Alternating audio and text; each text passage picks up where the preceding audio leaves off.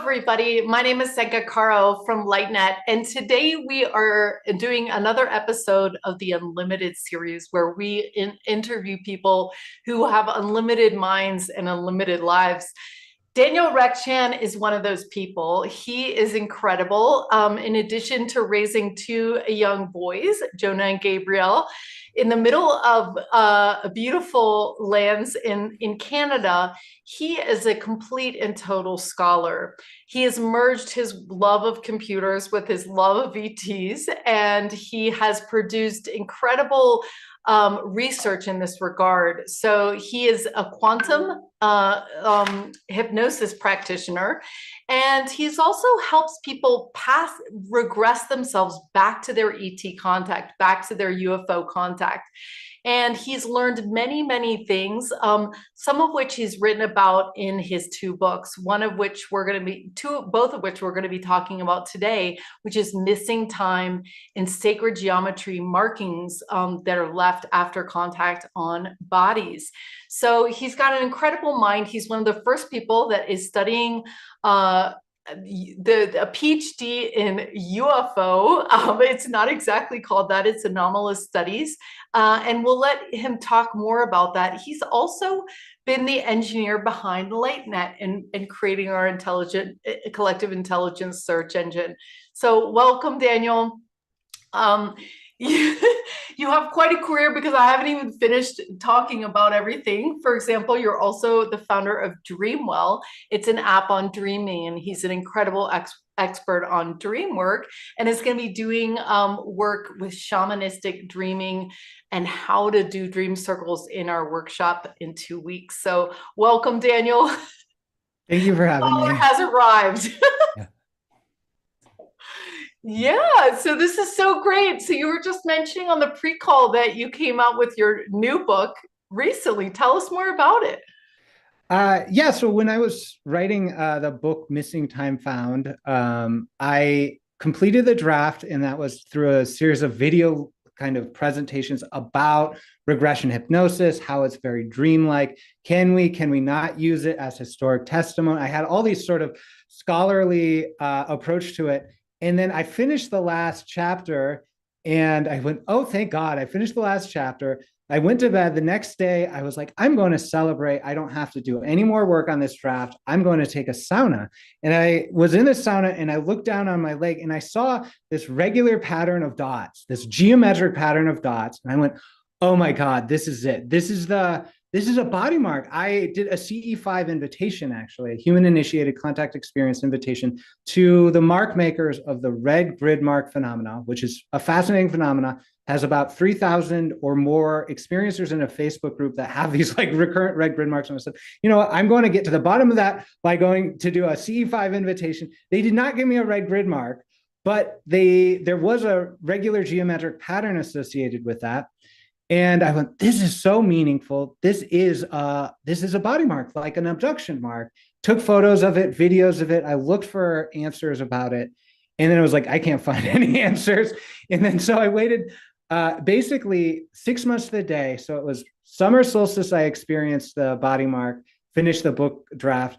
Then 6 months to the day on the winter solstice, a series of dreams happened where NHIs, this collective, visited me and said, we hear you want to help the world get better. We think you can help the world get better by working with us. Now you just have to listen to exactly what we say. And I said, okay, I'll try that. And so I thought, okay, they are telling me I need to do more Enochian magic. I need to channel more. I need to meditate more. I need to be better, better, better. And I was like, okay, I'm totally going to do that. But then I was like, I'll take a break and just watch this Zen video about sacred geometry. And I had a great time doing that. I went to bed the next night, and they said, thank God you finally listened to what we had to say.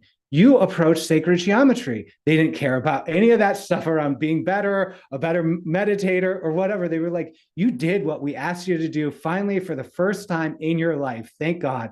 Keep doing that for the next 2 weeks, 3 weeks. You'll be good to go. So they basically sent me a bunch of dreams about sacred geometry. I have those drawings. And then they said, okay, look at body marks, look at crop circles, look at UFO sightings. And now you're ready to look at your own body mark. And I went, oh my God, there's geometry in here. It's communicative, it's meaningful.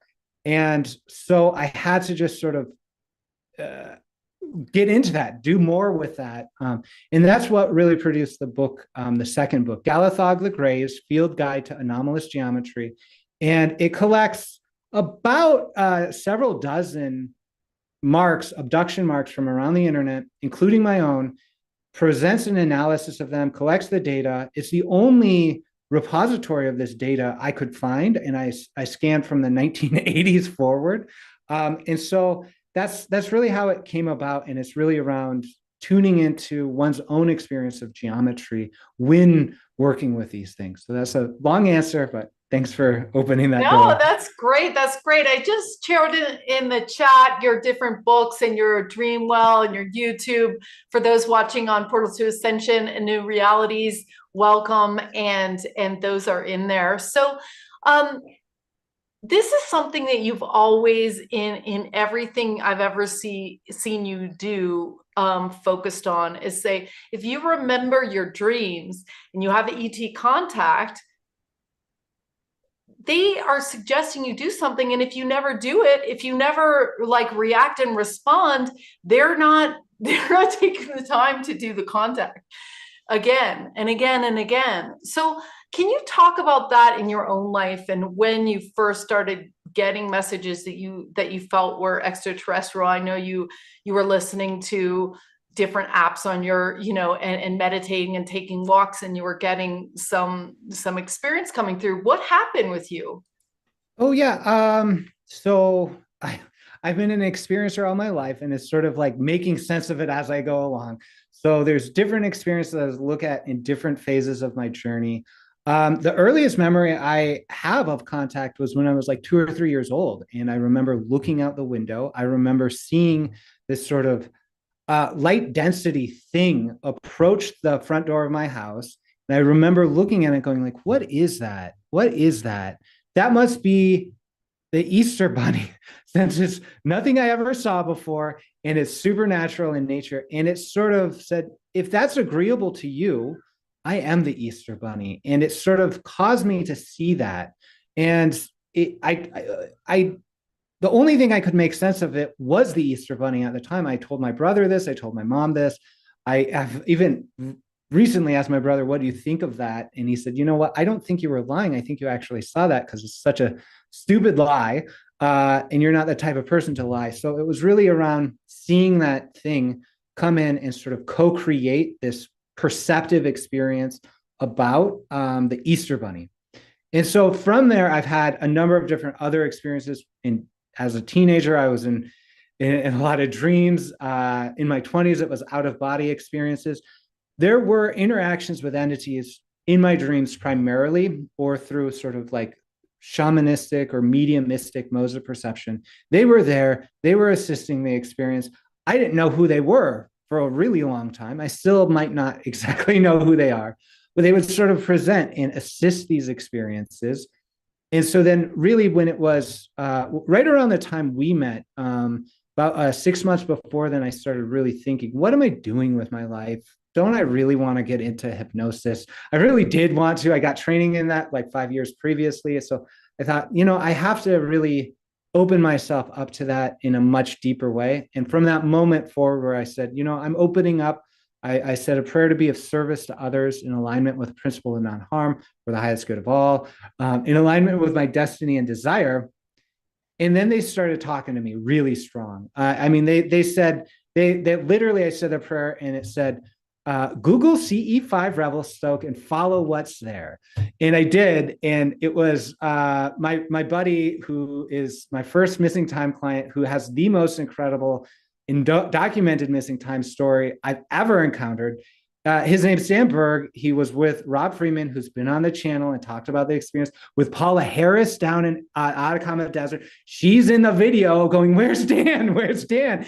And so it was just so crazy that he was there in answer to my prayers, and I was in answer to his. And he told me to go to CE5 Canada Facebook group, and you posted that day, and we were connected in that way. And then, so that's ET. That's what I mean. ET, I say ET NHI now because UFOs are now UAPs. ETs are now NHIs. So that's how it works together. And it's really about taking the action. And they'll guide you. Yeah. And you're muted, Zinka.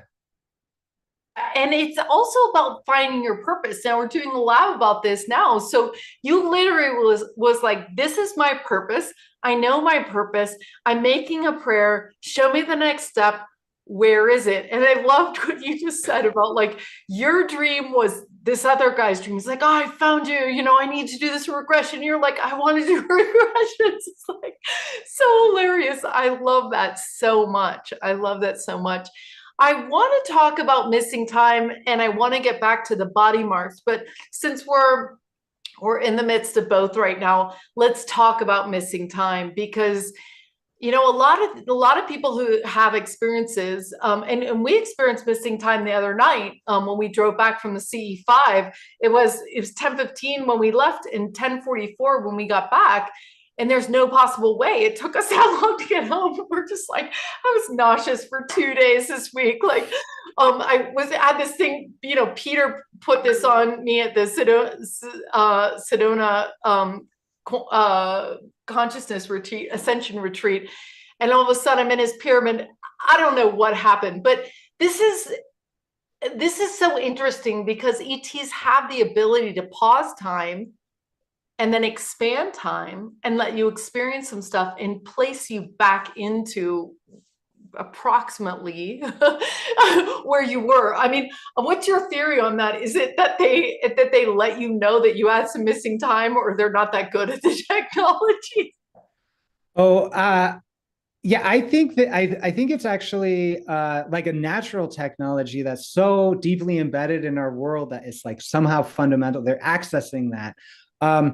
They are not making mistakes in terms of placing people back. That's my personal hypothesis. A couple of prevalence rates I want to talk about. Half of experiencers report missing time. This is a strong indicator of in the 1990s they did a series of polls called the unusual events survey. That was used to kind of justify alien abduction notions. And so basically it's like 1 in 8 people in Americans have experienced missing time. This isn't about alien abductions or ETs, just in general they have. Same thing, 1 in 12 people, according to that survey, have had body marks, not abduction body marks, just like unexplained body marks. And so in that way, right, and there's other prevalence rates, like if we look to the free survey, right, like the body marks show up. The thing around missing time is interesting because it is so associated sometimes with these physical events, like you're talking about this time dilation effect. I think there's many phenomena happening. The one I'm particularly interested in is the missing time that happens associated with an extraterrestrial encounter intuition. So I'm not sure what's happening. We don't know. As a researcher, I can't go, okay, this is what happened in that missing time event. I go, let's explore these intuitions that are present. So we see that people go, I don't know what happened for this period of an hour, a day, multiple days. So, and then when they start to look into it, depending on how they look into it, they start to recover what seemed like memories, right? And so these are very, I say as a dream researcher and as an experiencer, these things are dreamlike in the way that they appear into our consciousness and we reintegrate them into our consciousness. So that's one of the reasons why I talk a lot about dream shamanism, is because dream shamanism is one of the only frameworks in the world. I mean, it's common throughout many cultures, but in our culture, we go, dreams are unreal, dreams are meaningless, we don't need to pay attention to them. But actually, dream shamanism, which is a universal kind of capacity of humanity, says, no, dreams are real. You interact with real entities, you go on real voyages at night, and all of these things require interpretation. There's big dreams and little dreams and all sorts of things. So what is happening to me, my fundamental hypothesis is that the world we're living in now, this waking phase world, is dreamlike in and of itself. And these time dilation events, the missing time events, the encounters with these extraordinary beings reveal to us that we're living in something like a dream, because those are all the exact qualities that dream scientists have observed exist in REM dreams. So when I look through the characteristics of bizarreness in REM dreams and compared it with high strangeness, there's almost a one-to-one correspondence between the two. And so I go, it looks like the human initiated contact event is something like remembering we're in a dream and reaching out to say, I need wisdom from the creators of this dream. And these dream characters come in. This is what happens in lucid dreams. Dream characters come in and give you an experience. Same thing is happening with a human initiated contact experience. And so we get all this weird stuff that seems like weird technology or accidents or stuff like that. Like the clothes on backwards, or like in a different room. People have all these amazing things that they go, how is it even possible? It must have involved teleportation or whatever. But that is really sort of clues that the reality we're in is less solid than we have been led to believe, and that we have the capacity and the practice of interacting with them from our own dreams. And that connection between the dreaming experience and this encounter experience is really obvious to me once I realized that the primary example of missing time is unremembered dreaming, not alien abduction. And that was like the big aha moment for me. I was like, okay, it's not alien abduction. Everybody's experiencing missing time at night. Everyone's having fantastic encounters with extraterrestrials or fantastic beings. Everyone's having these sort of the old abduction researchers call them theophanies, or like communications of divine wisdom or prophecy. That's what happens on the UFO ships and abductions. That's happening at night in dreams every night. And so I say that is our best example of missing time. If we understood how to recollect our own dreams, we would understand then how to recollect these missing time events. So, yeah. And you're on mute again. So that's really fascinating, because Adam Kupal on our team is exactly focused on this. He's saying in his Waking Induced Lucid Dreaming, where we basically started lucid dreaming from a waking state in a group of people so we would remember it better, we started this project called Lucid Living, and we just reserved the YouTube channel yesterday, he did. And this idea that this could be a dream, and if it is, let's test its lucidity. And so in the lucid dreaming course, we would do things like bloom ridiculous objects into reality that couldn't possibly exist. I mean, not couldn't possibly, but we would bloom like purple cars and things like that, and blue bears and $100 bills, and they would show up in our reality. And we're thinking, wow, this is some sort of proof on the other side that this could be the dream. And we talk about, when we go to bed at night, we are in agreement that everything in my mind and everything in your mind is part of your subconscious mind playing itself out, right? You're creating and playing all the characters. That doesn't seem like a stretch because it's your dream, right? But that's the conclusion I'm coming to about this reality that we're living in right now. Somehow we're inextricably connected to every single person in our life in a way that's unbreakable, that's not connectable. So I think you're really onto this. And I ask everybody listening, sometimes at the end of the day, I'm like, oh, Zenka, how was your dream today? Just like you would say to someone when they're waking up, how was your dream today? And oftentimes I have good life days, but not so good dreams at night. So this is like, how do we create good dreams in our waking life? And what do you think about that, Daniel? Like, so if you're saying that, of course we can contact aliens because it's a dream and because they exist in there, how do we have better waking life dreams in life? Like, how do we lucid live? How do we Yeah. calm our subconscious mind from having negative experiences? Yeah, I would answer that question from the perspective of Dreamwork, and I would say it's applicable to living, it's applicable to dreaming in general, it's applicable to extraordinary dream states and alien abduction experiences. And that's one of the things that I have a really strong mission about, is converting this notion of negative abduction into something more empowering. That's really, I think, what needs to happen in the mainstream, is sort of reducing that fear around that. There's a little bit of an aside to say this one approach is kind of universally available for all of those phenomena. And that's for me, I look at attitudes, intention, and mindfulness. And this is just for me a simple way of relating to how to work with dreams. So, and this comes from dream studies, right? I look through the last like 3 decades of dream literature, and I said, what's effective here? And this in part came from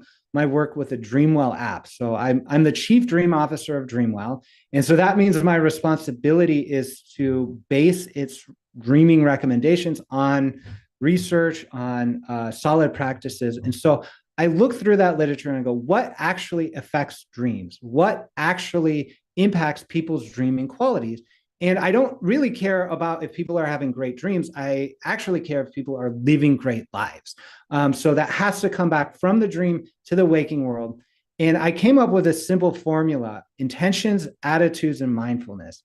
Mindfulness helps us step back, and mindfulness is just defined as being present moment to moment without judgment. That's from Kabat-Zinn. It's a famous definition of it. And so as we practice mindfulness, we know that like lucidity increases your capacity to gain insight and then from there, that helps you gain insight into the nature of reality. People practice lucid dreaming with psychotic people, and that helps them understand what is real and what is psychotic. So that's mindfulness.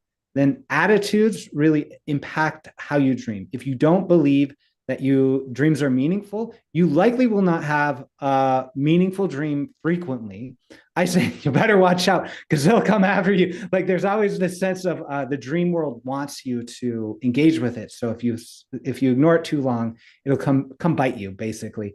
But that's really around attitudes. You got to believe they're meaningful. You got to believe that you can be lucid in dreams. You have to believe in these things. There's really good reason to believe those things. And I often will recommend people reading through other people's dream experiences, particularly cross-culturally. So anyone listening to this is probably from a Western modern culture, and we're terrible at dreaming. We just have it beaten out of us from so many different angles. But the good news is it takes about 2 minutes to get back into it, and that building that trust, that cycle of like, I'll take action on my dreams. So it's mindfulness, attitudes, that's working with how you think about it, and then intention. So that's really guiding you. You can say, I want to remember my dreams. I want to have a dream about this, that, the other thing. It's a really famous thing in dream work, is to incubate a dream to solve a problem. And that's probably one of the most fundamental bits of magic that the Western world has experienced. They go, I want to have a dream that heals me or gives me a technology or something like that. And we have so many records of healings and precognitive visions and technological creativity. So yeah, I would apply that intention, mindfulness, and attitudes to waking life anywhere. Yeah, that's interesting. So the same thing, I mean, that's how we teach people how to do magic. Is your intent, is set your intention, have an open mind, a good attitude, and then also like let go like of the results, which is the mindfulness, is there's no judgment on you as to results, there's no judgment. So that's interesting. That's very interesting. And Dean Radin, the chief scientist of ION, said, if I get my formula in the dream, I know that I have the right formula. So there's something about, these scientists using it, and that we can too. And I highly recommend. I mean, I know a friend who's a grade school teacher, and every morning she starts with, what did you guys dream? Mm. So it's just a matter of, and I know you advocate that too, asking each other, having conversations about it. So I just put the Dreamwell app in the chat too, and it's a way to record your dreams. I used to not being able to remember any of my dreams at all. I would have to make it up if I was like in a situation. And now with your app and all the stuff you taught me, I remember every single dream, every single night. It's just so cool. So it's really interesting.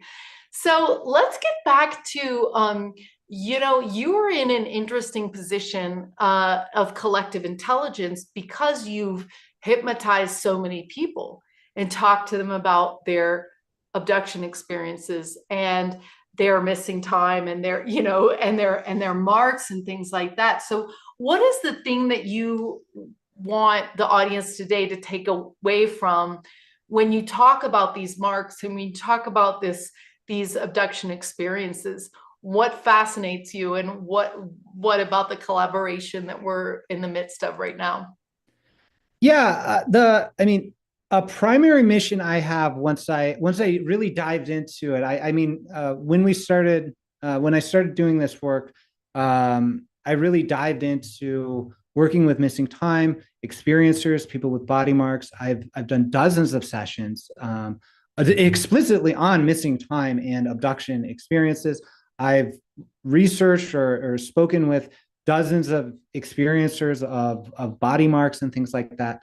The message that I have is that the alien abduction notion and the notion that these body marks may be evidence of a medical accident from extraterrestrial doctors who have stolen bodies is not a solid hypothesis. And there's reasons why I say this. I analyzed all of the evidence from 1985 onwards. I looked into the research. I've read these books, and I say this is actually not solid.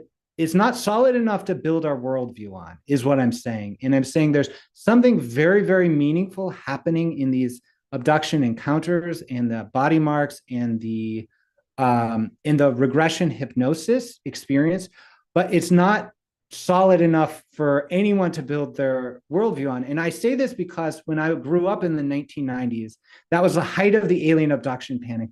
And it just made me pee my pants in terror, basically. Every night I went to bed and I was having these extraordinary contact experiences or dreams. And I thought it was either a demon or aliens were abducting me. And I could not make sense of it. And even recently, when I approached these experiences, I had some level of fear. That inner child that watched a lot of X-Files was just terrified of all of these things. And I said, you know what? Just like in a dream nightmare where there's a monstrous creature, you have the choice of either running away and continuing that fear nightmare, or embodying mindfulness and being with that fear, turning towards that nightmare monster and saying, what wisdom do you have? And so I did the same thing with abduction research. I did the same thing with body mark research. I dived in and I said, what wisdom do you have? And there was a lot of wisdom that came through. And primarily it's that everyone has a sort of universal capacity to be empowered to navigate their own relationships with these beings, that we don't need to bring in the notion of being victims or something like that. That there is this dynamic that is challenging between here and the other side, but it is mediated in the same way that nightmares are mediated. So in the same way, I'm not terrified of my nightmares because I understand there's underlying wisdom there and connection, and it's just my dreaming mind. So too, I'm approaching this with a sense of mysticism. Those little grays from who knows where that might make an accident, the abduction thing, and leave the body marks, those are actually some way connected to me through this universal mind thing. And therefore, I don't have to be as afraid of it as something other invading my space and taking my body. That's a big message. That's the one on my heart to share right now. So, yeah. That's great. Yeah, I always say, we have a lot of power in being physical beings in a physical world. You get to call the shots, and no one can really take you over. So but you don't know that, like, and they don't, they may know that, but they don't want to let you know that. So it's up to us to tell each other, hey, wait a minute, you've got the upper hand, you're lighter, you're of higher, um I don't know, there's like, the mathematics of it is that if we know how to access our um heroism, not our victim mentality, we can step in and say, hey, step back.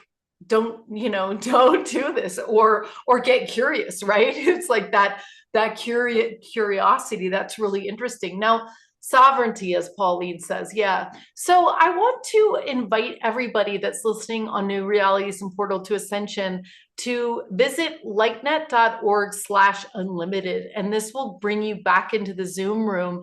And I'd also like to see if Rosalind, Bethany, Barbara, Edna, Mr. Bailey, if you guys have questions, now's the time to ask. There's a reaction button at the bottom with a little smiley face, and there you can raise your hand. I'll turn on your camera. I'll bring you down to ask Daniel questions. Now, he is a scholar, so he's very much of an expert in many, many things.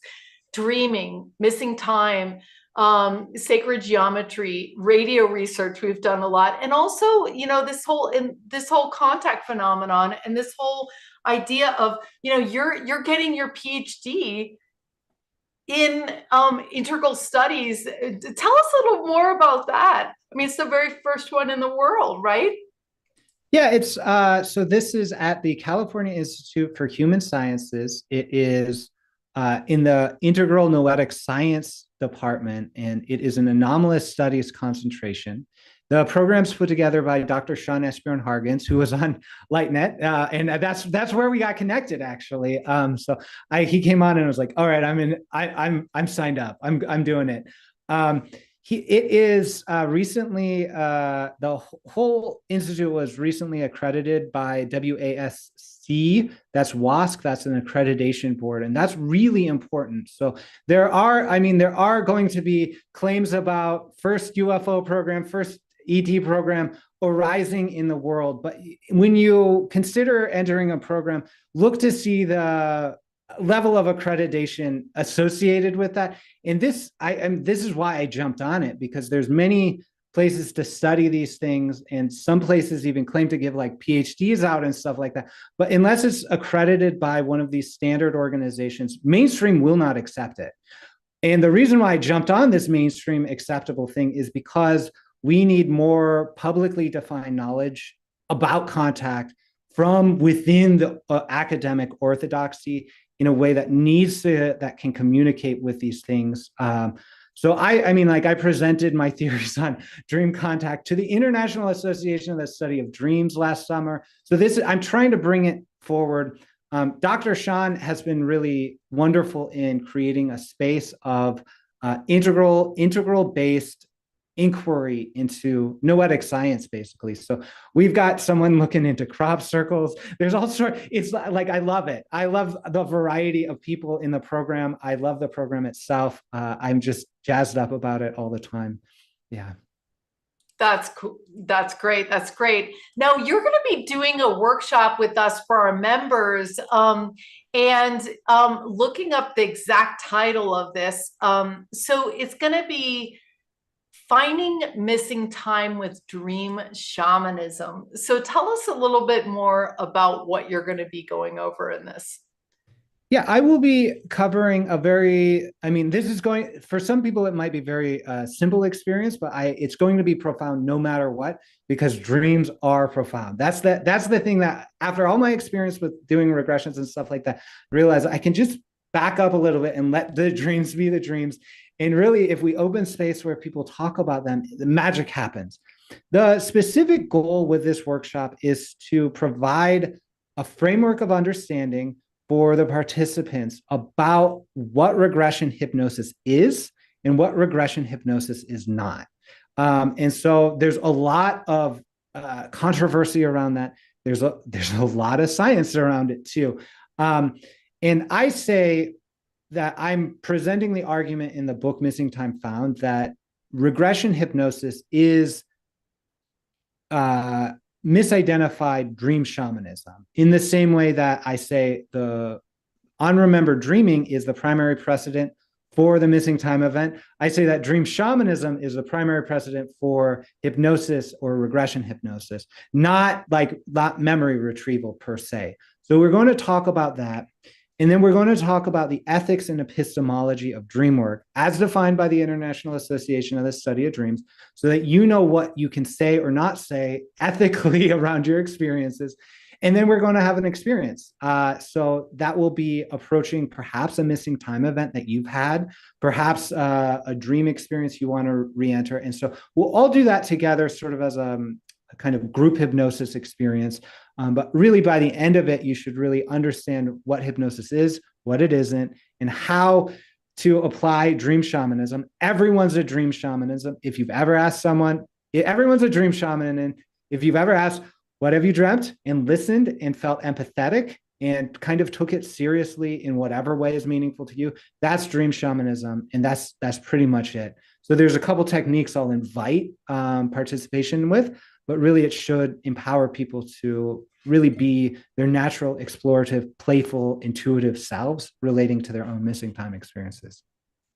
Yeah, that's really cool. You know, we had this girl in one of the chats, Portal to Ascension, called Luna Ray, and she was like, oh my gosh, I went to work today and I clocked in at what did she say exactly? She says, I clocked in right at a certain time, and then all of a sudden, let's see, she says it was 9:11 when I went to the restroom, and I was gone for no more than 2 minutes, and I was at my desk back again at 9:46.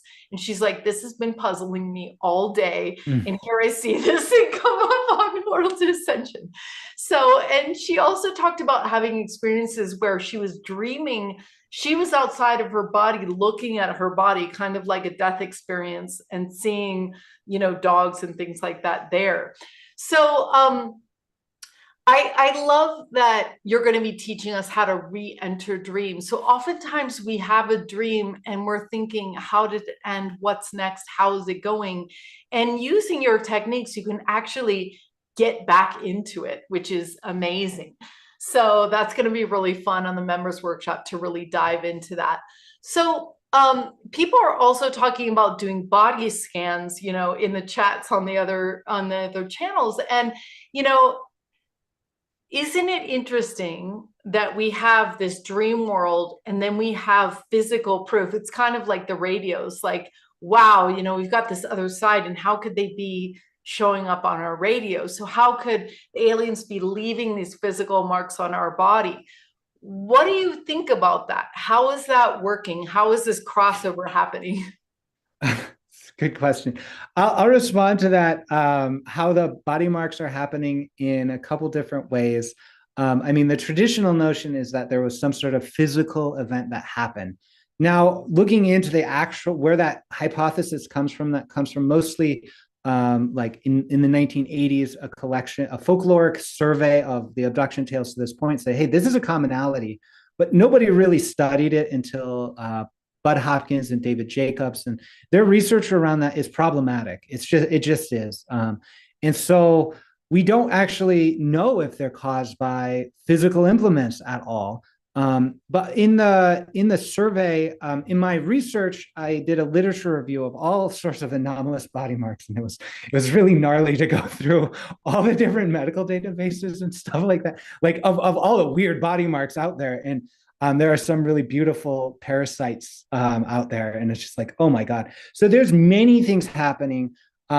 There's psychosomatic. So basically, I landed on a primary hypothesis, which is psychosomatic, meaning nobody's coming here to mark the body, but there's a real interaction in the dream world that's so impactful that a template of this geometry, of these marks, was applied to the experiencer, in that the experiencer's energy bodies in some way, shape, or form responded to that and created the mark.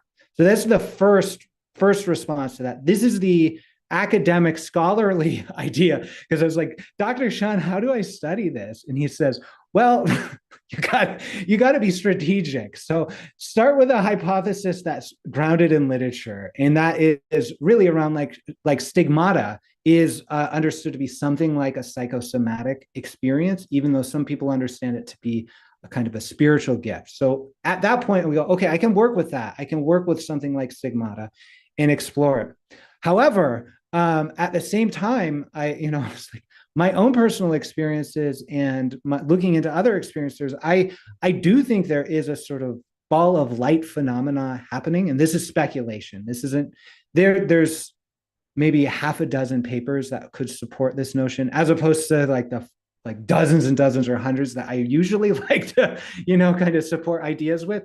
But this is the notion, like crop circles, right? So crop circles have documentation of these balls of light show up and geometry just appears, right? In the same way, we have accounts of balls of light showing up in abduction experiences or light figures or something like that, or people seeing orbs and then they discover body marks. And the other thing that I would say is the body marks that I really care about have the same exact pattern of geometry as flying UAP orbs. So it's more or less like one-to-one connection. Like if you take photos of the Phoenix lights or some of these other light orb phenomena, and you make them black and white and print them out, and you take photographs of the body marks I've been studying, make them black and white and print them out, you can't tell the difference. They're the same geometries. And so I say there's something connected between the two. Now, the third hypothesis too is that these are anomalies in some way, shape, or form that are synchronistically meaningful, meaning you had a dream that somehow synchronistically I don't know, had a bed bug bite or whatever. And the physicality of that mark kind of underpins or resonates with the dream experience. In all of those cases, I go, wow, that's amazing. Even if it is just synchronicity, that's beautiful. So it's worth studying in that way. And I actually happen to think that I think there are different dimensions, not just like the dream dimension, not the dream dimension, or the waking dream versus the other dream, the avatar. I actually think that there are beings that are operating in another dimension, and that they're starting to interplay with our dimension. And I mean, I've had people say, like, okay, ETs are fixing my teeth, and then all of a sudden their teeth are fixed. And I'm starting to think like Peter's healing. I'm starting to think that he has an entire team of other dimensional people that are standing by doing all this miracle healing, or doing, because I mean, my body felt so different, I couldn't explain it. And so I think more than my belief, I think that we may be starting to understand that there's some sort of interaction between another world and this world, and some sort of a bleed over. And that's what we're doing with the apports right now. We're trying to figure out, can they pass things from one, I don't know. But it's interesting how you're in this predicament, like you're saying, is like to push the academic stuff forward, there has to be precedence, and there is no precedence, and there is no, you know what I mean? So it's like, so you have to kind of inch it along by building upon all these theories and putting things out there and referencing little things that become bigger things and become bigger things. So it's very interesting, and I applaud you so much for doing the work you're doing, because it has to come from all sides. It can't just come from Gaia and LightNet and all these, fringe things. By the way, I just want to put in a plug for the Enigma app. And I don't know if you've seen this, Daniel, but it's awesome. It's called Enigma, and it's for sightings, for UFO sightings. You can find people near you, and it's very open-minded, and it's very scientific, and it's, we dreamed of doing something like this. They just knocked it out of the ballpark. It's very, very cool. So we have someone now, anyone in here, members here, raise your hand if you want on reactions, and I'll pull you into the broadcast. But we have Jennifer asking, she's had encounters with blue NIH in dreams and meditation. Does Daniel have any knowledge or experience with blue beings? Yes. My personal experience with blue beings, and this is again personal experience, everyone has a different flavor, and every person who is a practitioner, a hypnotist, has a different flavor. That's one of my fundamental messages, is like, I can say from my personal experience as an experiencer and as a hypnotist researcher working with other people, what I observe. But that set of observations is really, it shares as much about me as it does about the experiencers. And so I say that is important when we work with like looking into Dolores Cannon's work versus John Max versus Bud Hopkins. They will report different types of experiences because they're different people. And so so this is a preamble to say, I love blue beings. I've interacted with several experiencers who have encountered blue beings, and they have just been delightful in my experience. In terms of more than any other color of being, the blue ones are sort of delightful. So that's my experience. I mean, and that may be in direct contradiction to the experiencer who questioned this is experience, and that's really something to just pay attention to. Yeah. I've had good experience with blue beings, and often people say they see blue beings when they talk to me, so it's great. I wanted you to explain to the audience a little bit about quantum healing hypnosis that you learned, and how it works, because this is like a deeper level of hypnosis that goes way back. Like, so you're doing hypnosis for past lives and all this crazy stuff. So can you talk about this? And then Pauline has some questions about her dreams, so we're going to get to that as well. Wonderful. Yeah. So I'm certified in Beyond Quantum Healing, which comes from Candace Craw Goldman, who was a student of Dolores Cannon, who put forth the quantum healing hypnosis technique. And so that Candace has written a nice endorsement of the book Missing Time Found, and that's going to be integrated into the manuscript pretty soon. But I just wanted to say thank you, Candace, for that. She's got a great training modality there that is quicker than the QHHT, and at the time enabled you to do practice online in quantum ways. When she started, Dolores had sort of strong feelings about practicing online and things like that. I think that the quantum healing hypnosis technique has sort of shifted a bit, but this is all about, so Dolores Cannon is just like, I love her work. I think it's brilliant. I think it's more brilliant than the Hopkins, David Jacobs, or even John Mack. So I'll go on the record and say Dolores Cannon's work is more brilliant than John Mack. And I say this primarily because she wasn't limited by this sort of objective, mainstream, materialist viewpoint and worldview. She was willing to jump in and have conversations with the deeper aspects of higher self coming through. She was willing to go beyond the notion of abduction. And so she, I think, has made a beautiful impact in this world and has a beautiful legacy. And the way she worked was she said she would bring people down into the somnambulistic state of consciousness, which was prevalent in terms of the language people used in that day about hypnosis. It's not so much prevalent now.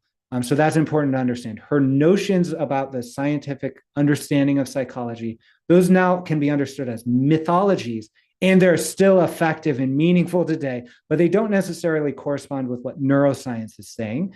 That's fine, because her works is effective as judged by validity of people's experience. They're meaningful. They get knowledge about things. The difference between a normal hypnosis session and a quantum session is really how deep you go, how long it is, and what ends up happening. So oftentimes there will be several regression-like experiences, meaning you might go to a past life, you might go to a missing time experience, and then that shifts into a direct interaction with the higher self. And that's something like channeling. All of that session responds to a single intention. You might have an intention. I want to remember that missing time event, or I want to heal, or I want to activate my purpose.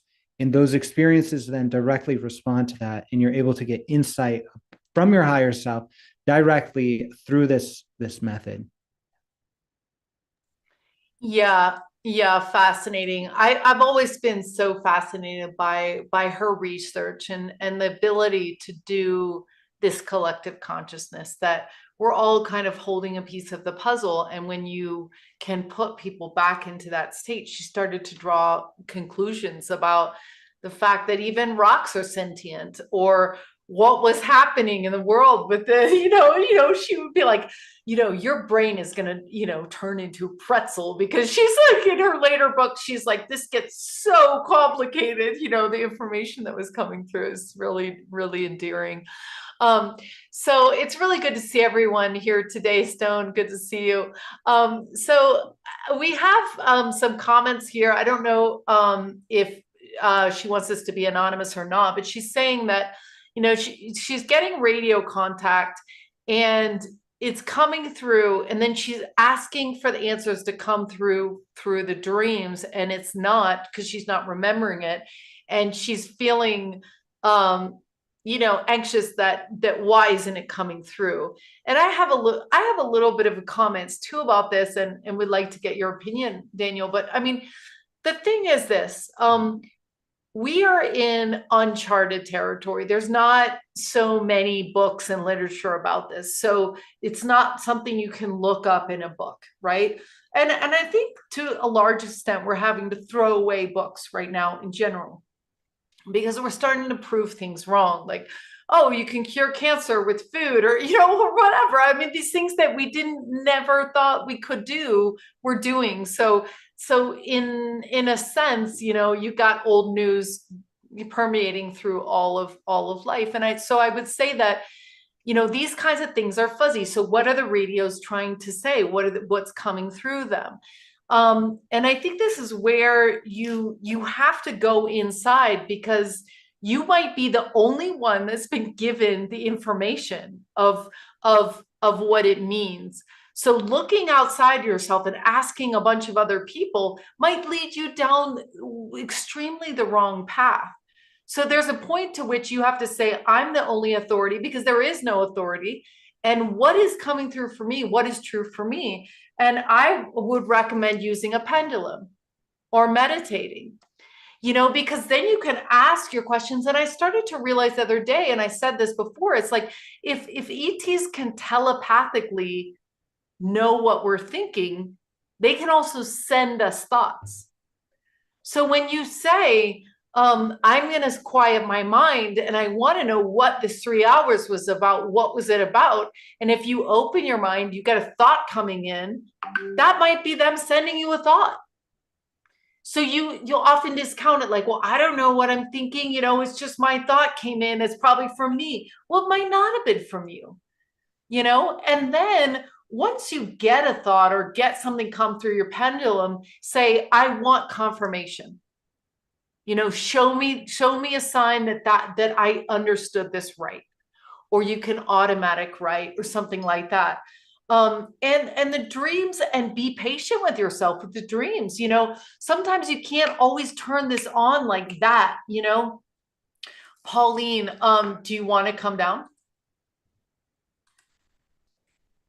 Yeah, and that's the whole mindfulness, is like patience, like not over putting so much pressure on yourself to remember, to know right away, because it will come, just like Daniel did in his prayer.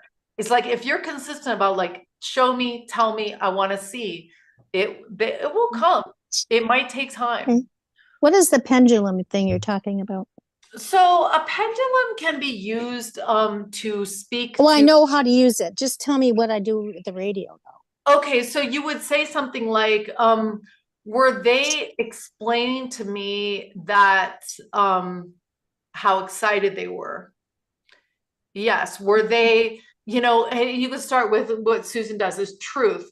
like they were talking to me in a language that I understand, but I don't understand while I'm here. Yes, you know what I mean? Like, so you can start fishing for all of these things.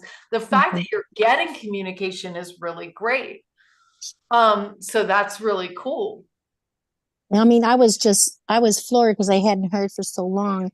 And then it was just like, and I tried to do a CE5 outside by myself last night, and I actually smelled something really weird. And I thought, oh, there's a Sasquatch out there. I don't know. There's a voice.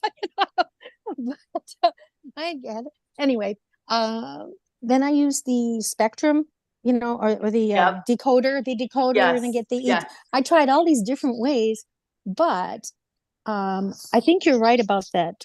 From your heart, telepathically, not try to ask so many questions verbally. And that's where maybe I can get it, because they started to talk when I had this really wonderful experience emotionally just before they started to talk. So it was like a heart thing. And I'm going, oh my God, they must have sensed that I was like high about this wonderful thing. And I'm going, oh, okay, then maybe that's what I need to do. Then I would kiss the radio and it would start up again. Yes, I've had stuff like that totally happen. Daniel, what is your idea about this? Where are ways that she can look for responses, meaning, etc.? Yeah, I think in terms of this level of communication, I'll share a kind of insight I had in my practice working with other people in terms of interpreting their signals and intuition. And so one thing to note is that we all have subtle senses, and we all have like clairvoyance, clairaudience, but we have them in different qualities, and they're sometimes active in different ways and things like that. So oftentimes I have a more visual type experience than some people. Some people have a more body-based thing. And so my sessions got like so much better when I took some time and I slowed it down, and I started just exploring. I developed actually a little technique that I might actually share in the workshop that tests how is someone experiencing their own inner intuition. Is it through clairvoyance, clairaudience, visual senses, somatic senses? How does their various aspects of their internal anatomy, let's say, respond to intuition coming in? And so I ended up having to do this because in one of the sessions I was working with like a German woman who lived in Mexico and had like this like a accent I couldn't really hear, and she was not clairvoyant whatsoever and only experienced things in the body. So, but once you build that rapport with the ways that you experience your intuition, then you can start to go, oh, okay, this is making more sense. The reason why I bring this up in relationship to the radio communications, right? So there's some physicalized thing happening, but there's also some intuition happening. And we're not sure if I mean, I have no idea if the ETNHIs have a little device on the other side that's shooting the radios, or they're shooting your heart space, and your heart space is doing something to the aura, and the aura is doing something to the radios. So I know for a fact that you're experiencing intuition no matter what, because that's a human experience. And therefore, increasing your vocabulary and rapport with how your own intuition works will increase your connection with the ETs in whatever way. So that's a little bit of a long answer, but yeah. Cool. That's so exciting. That's so exciting, Pauline. I'm so excited that happened. And they can definitely see and hear you. I know that because they react to things that they can see and hear in my life. And I'm like, what? So very cool. Okay, so Stone wanted to ask you a question, Daniel. Here she comes.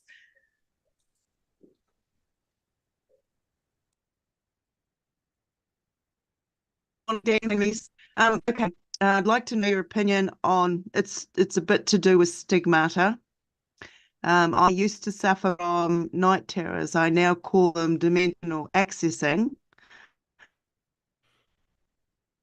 And when I would come back, I would have either bruises, burns, or like whip marks across my back.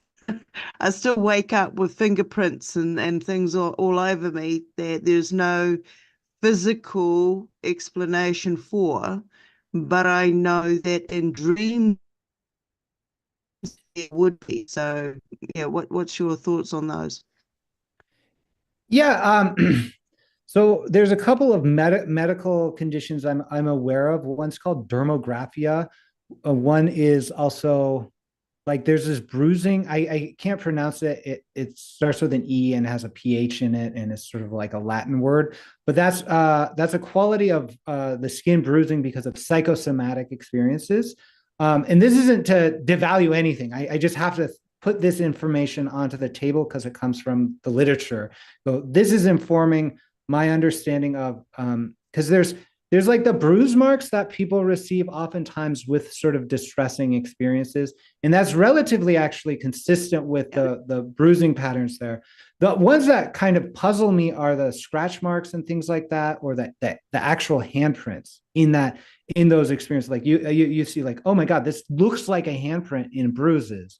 Now, I'm not sure if so the experiencers would have to tell me this, but from looking at it as a researcher, I go, okay, there's a known psychosomatic cause of bruising.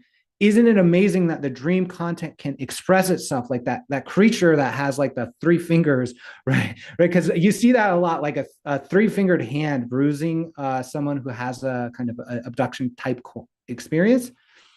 I go, wow, that's amazing that there could be such correspondence. And that correspondence between the dream experience and the physical manifestation is interesting in itself.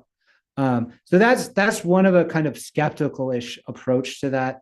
There are, I mean, it needs more study. That's one of the reasons why I'm talking about it. And I bring up the psychosomatic stuff, and then anyone who has an experience, if you go like, I remember actually being touched by a being or whatever, and like that adds information, and we just don't have anything like that amount of data in the literature. That's one of the reasons why I wrote the book Field Guide to Anomalous Geometry, was because we just need something written down about these things, and then we need to collect more data around that. In general, I would say I would assume that these marks are and experiences are in some way mediated by the dreaming mind, meaning you're just like I said with abductions or night terrors, even though and sleep paralysis, even though those are very, very, very intense experiences, even though it's very, very hard sometimes to get out of those experiences. Like I'm not kidding anyone in terms of saying they're not intense experiences or sleep paralysis or whatever. I'm not going like, oh, alien abduction is just like sleep paralysis. I go, and it's like you can get out of it if you want. I go, that takes a lot of work, takes a lot of mindfulness, takes a lot of practice. You can start that right now and have a change right away. It could be miraculous. But I know from my personal experience, it's probably like I suffered for years because of that sort of night terror quality kind of sleep paralysis thing. And it slowly shifts, sort of like how, if you have ever had a loved one pass, there's grief in the heart that needs to shift.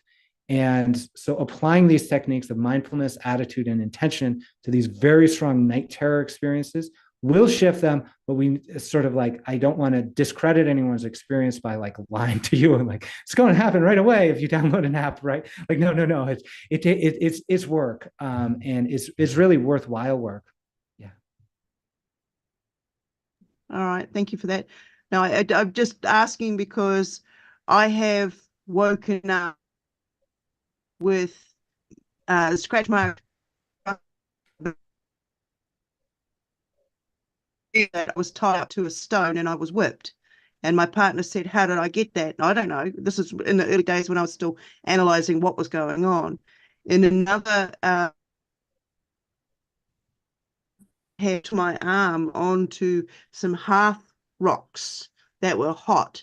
And when I woke up, there was a big bruise, like a blister on my arm. And there's no way that could have actually happened to me physically. I wasn't around anything that was like that. I still get them. And waking up from a night terror, sleep paralysis, there is a way to do it. I've done it. I regularly have these encounters, and I don't, that it's all psychosomatic because of the experiences that I've had, but I understand where that all that information and science has come from. You know, in the early days, saying that this was trauma-based, putting people into night terrors, I don't agree anymore because of personal experiences. I've had encounters where these beings have come in and shown themselves, letting me know that I'm about to have a night terror encounter, and I will prep my devices, and I have actually caught material on these devices, states, and had communication with these other beings. So, but anyway, thank you for sharing. I appreciate everything that comes up. Yeah, you're welcome. I think about you often with your orb photographs and things like that. So the one of the hypotheses. So just a comment about the burn quality and the whip quality corresponding to content. When I talked to Dr. Sean about like help me figure out this sort of hypothesis or whatever, he gave a precedent of a fairly prominent dream researcher who had a dream about falling off his bike and then receiving road rash in the dream. And he assessed this was actually just a dream. He didn't think he had a physical accident, but that he observed that the quality of the mark really did correspond to the content of the dream experience. So I just wanted to add that in the mix, like the body is amazing in and of itself. Now, because I know you are, I literally have thought about your photographs because I worked with them in LightNet and I know them. And I go, okay, when I did a lot of this alien abduction research, and I'm like, oh, like the regression hypnosis isn't as solid as we thought. Abduction research isn't as solid as we thought. This body mark stuff might be psychosomatic. I go, but something else is actually really going on. There's some other thing, some other factor that is not explained by psychosomatic. And that is where I sort of really opened up to the notion of light beings or light orbs or something like that. I imagine that they are dream shaman, these light orb, and have the capacity to do dream shaman, like they're dream shamanic masters. That hypothesis was explored actually in the 80s under the Earthlights hypothesis name by a man named Paul Devereaux. And I haven't done enough research about that to talk about it, but I just wanted to point that out. Yeah, I mean, this is back to my theory is that there are other dimensions, and normally the dimensions don't mix because they're not really supposed to, and they're not really allowed quite yet to do that. But they sometimes do. And when they sometimes do, they are actually in our physical world momentarily, and they are causing these things. I mean, we know from the radios that they are piercing into our reality. It could be that everything you're saying is right, that everything in my experience I'm creating. So I'm creating the radios making noise, or I'm creating, I mean, we know we can miraculously like heal our eyes and everything. So we can miraculously damage ourselves as well. You know, we probably do all the time. When you fall down, it's you doing that. It's not like you tripped on the rock, right? It's an energetic, everything you see in your reality is an energetic response to your consciousness. So it's not like the you know, the psycho, you know, that makes sense as well. But I think that could make sense too, that there is an interaction happening now between the dimensions as we merge into their dimension completely. And so now it's like this never before been happen time where we're starting to cross over. And you know, Adam talks it about, it's like we're the pioneers, like at the very edge going, oh my gosh, what's over there? What's over there? What's over there? And they're kind of like the same way. They're not really supposed to be messing on this side. And they are, you know, I don't know. I mean, that was his theory that he got. So who knows? I mean, who knows? It's an interesting query, and it's an interesting, and if we knew the answer, we wouldn't be so obsessed with finding the answer. would be so obsessed with doing all this research that we're doing. So I love it. I love it. I love it. So we just have a little bit more time left. Daniel, what is on your mind? Like, what do you want to share about your incredible life and all your incredible research with the community and people listening on New Realities and Portal to Ascension, LightNet? Like, what do you wish people knew about you, or wish people knew about the world or reality as you see it? Yeah, I mean, the thing I keep coming back to is this universal quality of dream shamanism. That's the thing that I get so passionate about it, because there is this subtle and insidious quality of the mainstream culture that's sort of disempowering. And so there's this sense of like the alien abduction narratives, like replacing, like if we knew about dream shamanism, we wouldn't have believed in alien abduction narratives, and this sense of being disempowered and a victim. I often sometimes contemplate what's happening today in terms of like disclosure narratives, and I'm all for disclosure. I'm all for like disclosure coming up and into the world, and like the government opening the doors. But I'm also sort of observing the insidious qualities of that mythology, actually, is sort of wondering, because there is a connection between the alien abduction notion and these sort of crash retrieval narratives. And I go, because the same people are involved in both, the same sort of research methods or epistemologies are used in both, but the same quality of feeling like one is a victim is present in alien abduction and with the crash retrieval narratives. The crash retrieval narratives are much more sophisticated, right? There's crashes, there's UFOs, the government has them, there's someone holding back this knowledge, and that we are somehow victims of this evil cabal or deep state or something like that. And I know, I mean, for me, that's been a sort of a fascination and obsession. I mean, we've gone through like disclosure watch parties and stuff like that on this channel, just sort of eating up the words from these UAP crash retrieval narrative people. Ultimately, the message I have is, even if those flying saucers are held in Area 51, and even if the government opens up the doors and we see it, we still have to practice mindfulness. We still have to adjust our attitudes, and we still have to be intentional about how we relate to it. And ultimately, we don't have to wait for that disclosure narrative to either implode or move forward or whatever. It's like right here, right now, every single moment, every single day, we have the capacity to build a deeper relationship with ourselves that is beneficial. So, and the reason why I keep coming back to dream shamanism is that is a kind of a universal quality of human cultures. Every single culture, except for those that are Western education, educated, industrialized, rich, and democratic, these weird cultures, that's an acronym from social science. Everyone except for our weird cultures, the Western ones, value dreams and thinks that things in them are real and meaningful. And if we were, and they also say that every single person is universally capable of being a dream shaman for themselves. They do have specialized roles, but that's for specialized occasions. It's not like an everyday thing where you have to go to a shaman to interpret your dream. You do dream shamanism in the morning when you talk about your dreams and things like that.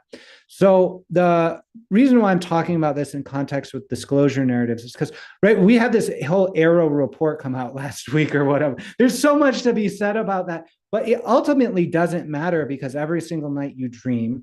Every single morning, you have the opportunity to be mindful about that. And every time you interact with someone, you have the opportunity to share what's happening for you in that way. And if we do, right, I know from studying dream shamanic cultures, some are great, some are not so great, some have problems, some don't. But ultimately, working with dreams in this way leads to technical creativity. And we see that in Western history. So in the Western history of science and philosophy and religion and politics, dreams and interactions with entities through dreams have really moved that all forward. So if we really did care about free technology, We honestly should spend less time thinking about what bureaucrats are doing and more time just connecting with the entities in our dreams who have a proven history that you can look through in like obvious documentation through history, that they inspire technical creativity and give us technology through our dreams. That's literally and truly like very well documented. We don't have to wait for government disclosure to happen to understand that beings who may actually look like ETs and be ETs communicates through us through dreams. I'm just passionate about that fact. And that all really comes down to just being mindful and intentional and working with your attitudes about that. So, yeah. Yeah, thank you, Daniel. I really appreciate how empowering you are. And I love that about you. And I love that about LightNet is that anyone can do this, and you have the power to access information beyond your mind right there in your dreams. And you have the power to know how to dream better and know how to interpret your dreams and know how to incubate your dreams and restart your dreams and all these cool things. So thank you for sharing your wisdom with us today. I really appreciate it, Daniel. So I just want to share our calendar, starseedacademy.org, if you haven't been to our new website. So Adham is doing breakthrough coaching for season 8. You can go for $44 or just become a member. Community call is free. So if you want to go to lightnet.org/connection, you can sign up, and this is our chance to really bring experiencers together to talk and meet each other in small groups of 3 in breakout rooms. So if you haven't done that, it's delightful. It's on the 18th from 4 to 5 on Monday, so we're changing up the times. Also, spoon bending. Again, you can sign up for just once, or you can become a member for $144 and do it all year long. This is going to be great. We're going to have people here in Sedona doing it with everybody online. And Susan is going to be doing her color therapy. So she's doing a Starseed series, which is awesome. And she's showing us different principles each month. And this month it's color therapy. So how to influence your mood, sensuality, healing, and more using colors in your life. And then Daniel's going to be back with us on the 28th on Thursday, 6:30 at night, to do this masterclass again for members, so you can just sign up for this particular masterclass. And then one of Daniel's and my favorite people, Dan Winters, is coming on. He is incredible fractal physicist, and he's also very attuned to alien energies of all sorts. So he's going to be really talking about stargates and everything else. So we look forward to seeing you there. And thanks for joining us again. I have a shout out to Alan from New Realities, who I saw in the chat. We love you, Alan, so much. It was great to run around with him during the conference. So thank you so much, Daniel. Thanks again for joining us today, and we'll see you in a couple weeks.